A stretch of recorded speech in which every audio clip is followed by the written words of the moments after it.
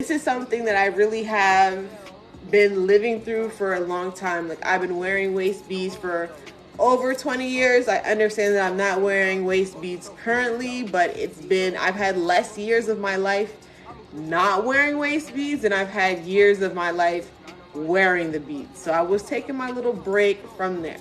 And speaking of break, that does remind me, I did want to also touch on the topic that I had talked about in a previous video of mine, is that for some of you guys who might believe that it's false to lose weight like with your waist beads, the reason why it may like possibly not be working out for you is that when you're wearing your waist beads, like I said, that they're permanent, the changes that you experience, the mental changes, the physical changes, all of that happens over time.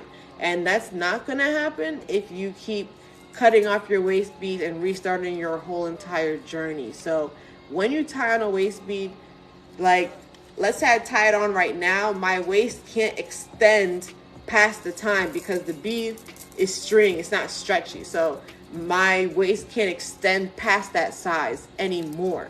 So the problem with what you guys are doing is the waist beads get a little bit tight or a little uncomfortable, and you're like, oh man, it's time for me to go a size up. No, these aren't a pair of jeans. Like, this is not clothes. You're supposed to then change what you're doing, essentially. Like, the waist bead stays the same. The waist bead is going to be the first one to tell you.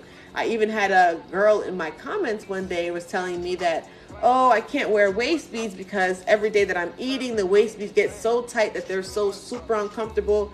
I just can't stand it anymore. And I said, how is that possible? She said, yeah, like my stomach bloats so heavily that every day that I wear waist beads, like they just feel suction tight to me. So I said, the only way that's possible is if you have gut health.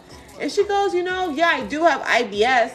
And there you go. So that's something that waist beads has been doing since like the dawn of time. When people tell you that it does track certain illnesses, it tracks the passage of time, it tracks people's menstruation, things of that nature. Like, they're able to tell you a lot, but they're not going to tell you those things if you're cutting them off bi-weekly, every month. You're cutting them off every time you just feel like it. There's ways to, it is different if, okay, you want to change the color, that's fine, but they should last you a couple years. You shouldn't be changing anything out. Anything you can add to your set, but they shouldn't be changing so frequently. That is why some people are able to even like have waist beads for their kids, because the beads are of that quality. I can't speak to the ones that are made here out of plastic and who knows what, but the quality, the quality of the beads, like, they're able to last you for a very long time. Like, yeah, these aren't supposed to be like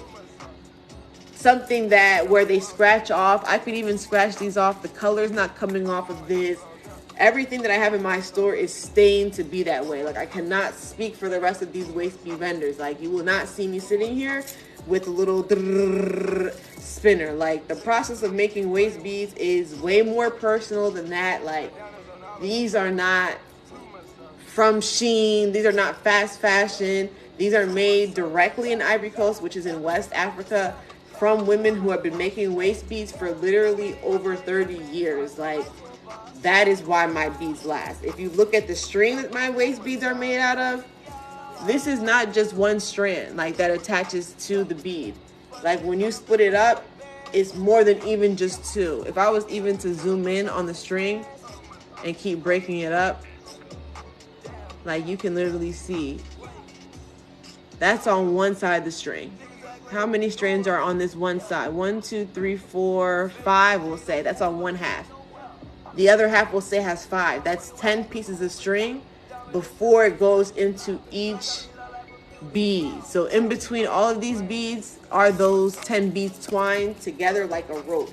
So yeah, we know what we're doing. So that's why I laugh sometimes when I see some waist beads out here, because I can tell the people making the waist beads here have literally never seen a real waist bead in their life. I promise you. Like, I feel bad sometimes for people here, because sometimes somebody will show me a waist bead and I will instantly know, like, that's plastic.